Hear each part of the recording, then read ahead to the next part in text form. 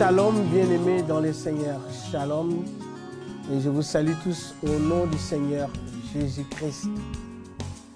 Et nous sommes là encore pour notre partage par rapport à la mission que le Seigneur nous a donnée d'aller faire de toutes les nations les disciples.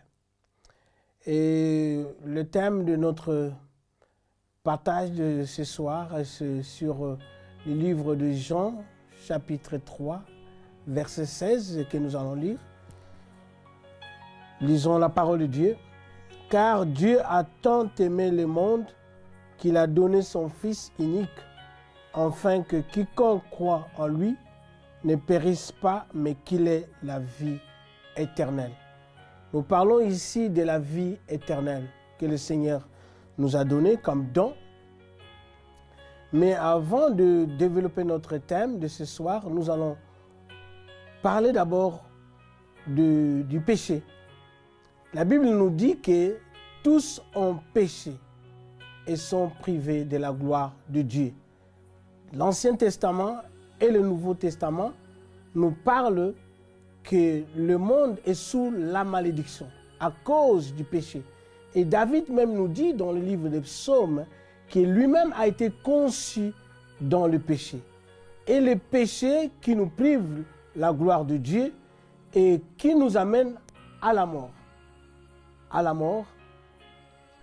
Parce qu'il y a la mort, il y a l'enfer et le paradis.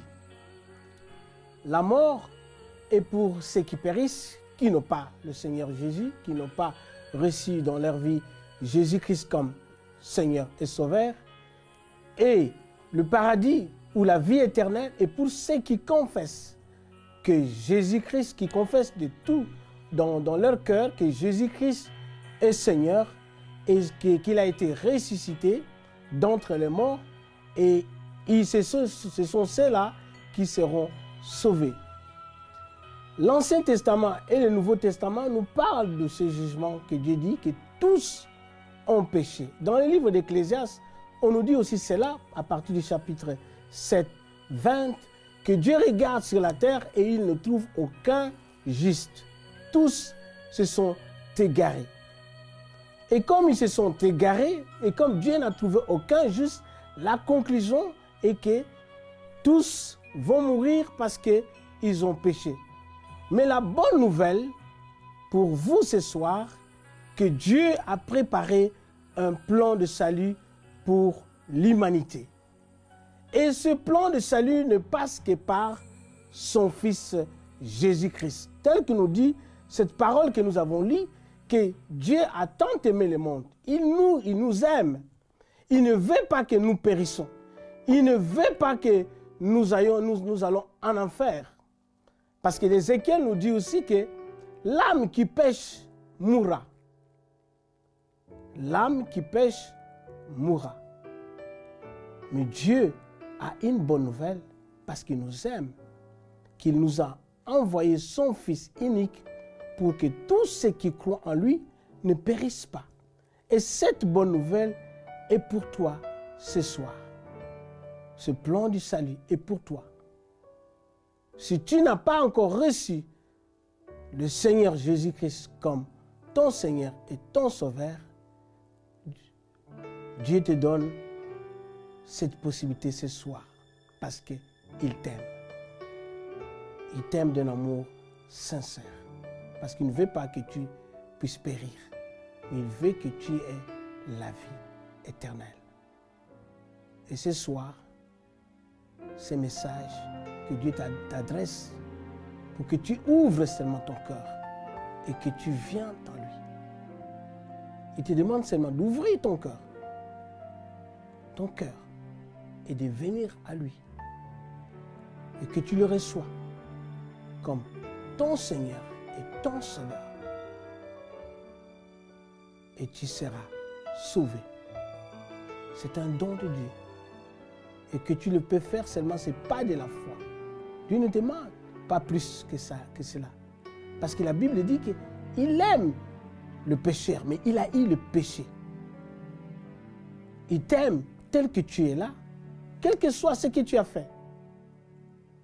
Il dit dans le livre de Apocalypse 3:20, il frappe à la porte de ton cœur, comme ce soir. Si tu ouvres, il viendra souper ou dîner avec toi. Ouvre seulement ton cœur, mon frère, ma soeur. Viens à Jésus-Christ. Viens seulement. Et tu seras sauvé. Crois à cette parole.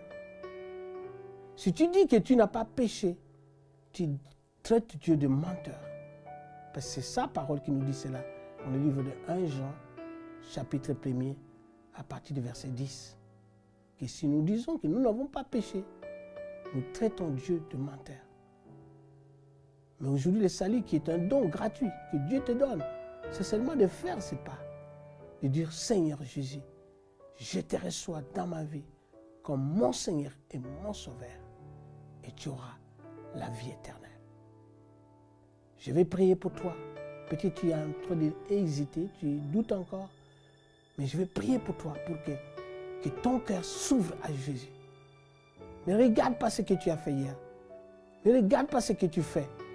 Mais regarde cet appel de Jésus-Christ qui t'appelle ce soir. C'est l'occasion unique qu'il te donne de venir à lui. Et je vais prier pour toi pour que vraiment que tu ouvres ton cœur et que tu viennes à lui. C'est lui le Sauveur. C'est lui qui est venu libérer les captifs. C'est lui qui guérit les malades. C'est lui en qui tous les trésors cachés sont en lui, tel que nous dit la Bible. Ouvre seulement ton cœur et je vais prier pour toi, toi qui me regardes. Seigneur Jésus, ferme tes yeux pour que tu sois concentré. Seigneur, je te donne ma sœur, je te donne mon frère qui est venu ce soir vers toi, Seigneur. Et que tu peux seulement répéter cette prière. Seigneur Jésus, je viens à toi, je te donne ma vie. Seigneur, pardonne mes péchés, pardonne mes fautes. Je reconnais aujourd'hui que tu es mon Seigneur, que tu es mon Sauveur. J'ouvre mon cœur en toi, Jésus-Christ. Viens, conduis-moi. Viens, Seigneur, entre dans ma vie et apprends-moi à marcher avec toi. Je dépose tout sous tes pieds.